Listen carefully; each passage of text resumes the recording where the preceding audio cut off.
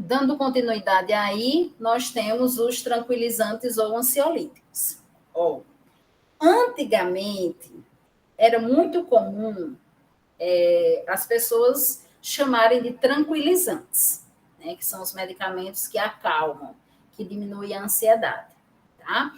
Hoje, né, nós profissionais chamamos esses medicamentos de ansiolíticos, certo? Então, por isso que eu trouxe os dois nomes para vocês, porque a população geral, o senso comum, ainda chama de tranquilizante, tá? Mas nós iremos chamar de ansiolíticos. E daí, pessoal, onde é que esses medicamentos atuam? Eles atuam no nosso cérebro, diminuindo a ansiedade. Então, veja bem. Nós temos dois tipos de ansiedade. A ansiedade normal e a ansiedade patológica. A ansiedade normal é aquela que nós, pessoas normais, que não somos diagnosticadas com transtorno de ansiedade, sentimos. Que é quando nós somos expostos a alguma situação, tá? Então, por exemplo, se eu vou fazer uma entrevista de emprego, eu vou estar ansiosa, tá? Passou a entrevista, acabou a entrevista, saí de lá, saí do local, acabou a ansiedade, tá? Então, isso é uma ansiedade normal, que é quando nós somos expostos a determinadas situações, tá? E nós temos a ansiedade patológica, que é aquela diagnosticada com transtorno de ansiedade e que essa pessoa está em constante ansiedade. Não existe uma ação, não existe uma causa, não existe um evento. Ela está sempre ansiosa, certo? Sempre em estado de tensão, sempre com a musculatura rígida, tá? Sempre alerta, sempre buscando, né, algum motivo para relaxar e ela não consegue, certo? E daí os ansiolíticos, eles irão trabalhar justamente nisso, naquilo que está sempre tensionado, naquilo onde o paciente está sempre somatizando, ok? E daí ele vai conseguir diminuir a ansiedade dessa pessoa. Além de diminuir a ansiedade, ele vai induzir o sono, onde a pessoa ela vai conseguir dormir mais relaxada, onde o cérebro ele vai se acalmar e a pessoa vai conseguir dormir.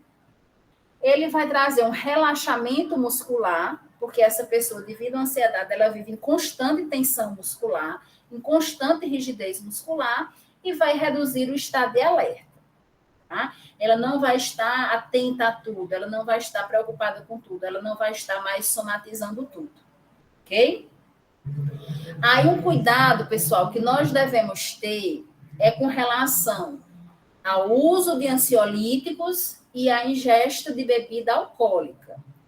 Logicamente que nós temos que orientar o nosso paciente que psicotrópicos, quando usados, não devem ser, eles não devem ingerir bebida alcoólica, tá? Isso com relação a todos os psicotrópicos. Só que nós devemos dar um alerta maior com relação aos ansiolíticos e o uso de álcool, tá? Por quê? Quem já bebeu uma bebida alcoólica exageradamente vai saber que ele vai apresentar tudo isso. Ele vai apresentar uma diminuição da ansiedade, o álcool vai induzir o sono, ele vai trazer para a pessoa um relaxamento muscular, né? Porque a pessoa vai esquecer os problemas, né? É o famoso ditado, vou beber para esquecer os problemas, que na realidade os problemas só pioram depois, né? E vai reduzir o estado de alerta. Então, veja aqui, o paciente que faz os dos ansiolíticos, isso vai acontecer no cérebro dele. O paciente fazendo uso de álcool junto com os ansiolíticos, é como se o cérebro dele processasse e fizesse tudo isso 2 vezes. E daí o paciente ele pode entrar em coma alcoólico devido ao uso associado de ansiolíticos e álcool. Tá? Então, nós temos que orientar o nosso paciente com relação ao não uso de bebidas alcoólicas, com relação a todos os psicotrópicos, principalmente os pacientes que fazem uso de ansiolíticos. Tá? Então, esses slides, eles irão falar na questão aqui do álcool, tá?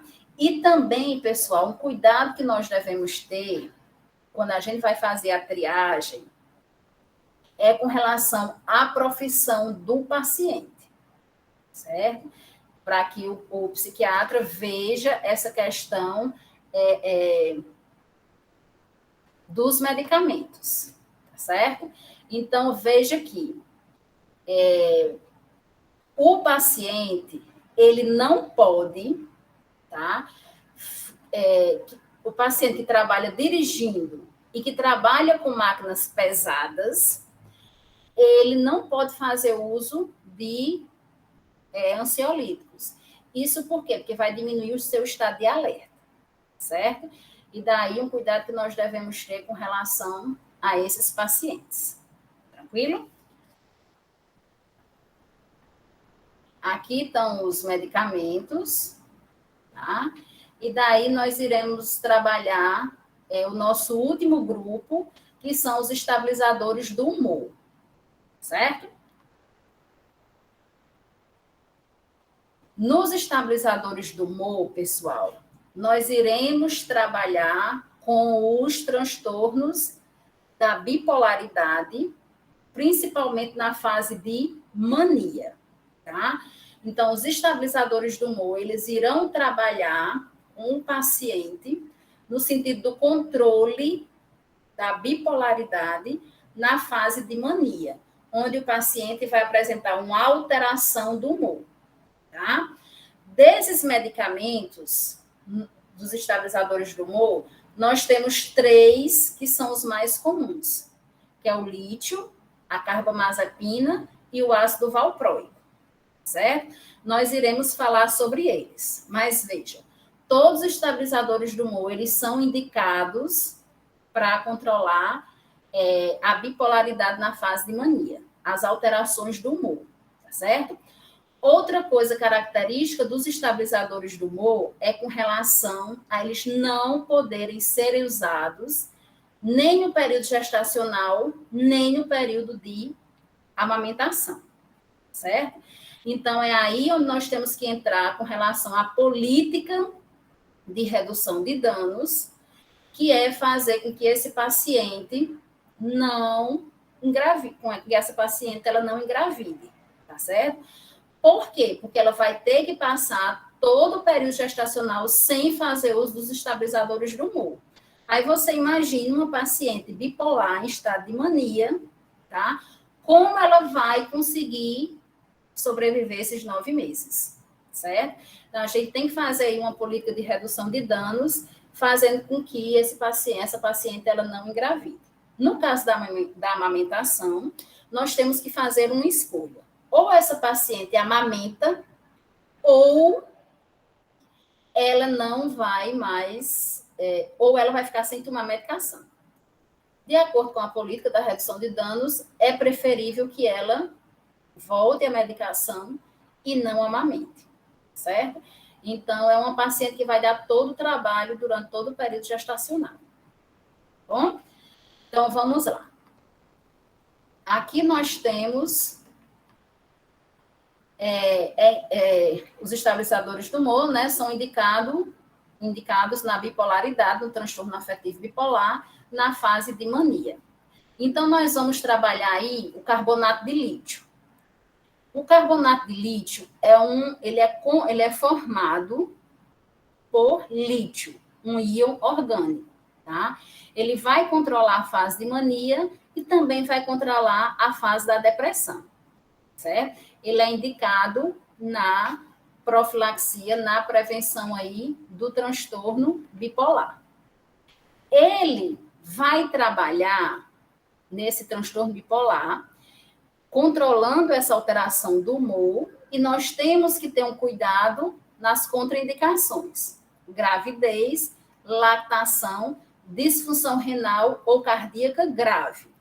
Paciente com problema renal, paciente com problema cardíaco, não pode fazer uso de lítio, tá?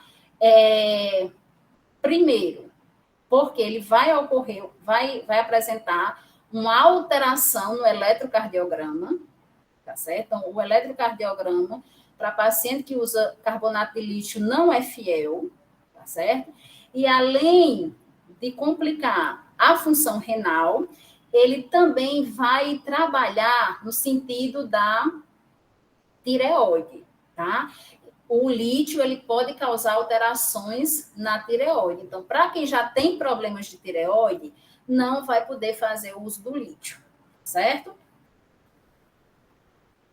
Aqui nós temos os nomes comerciais, né? Carbolite 1, Carbolin, Litiocar. E daí nós vamos para a carbamazepina. A carbamazepina, pessoal, ela também é indicada como um estabilizador do humor, mas também ela é indicada em pessoas que apresentam convulsões, tá certo?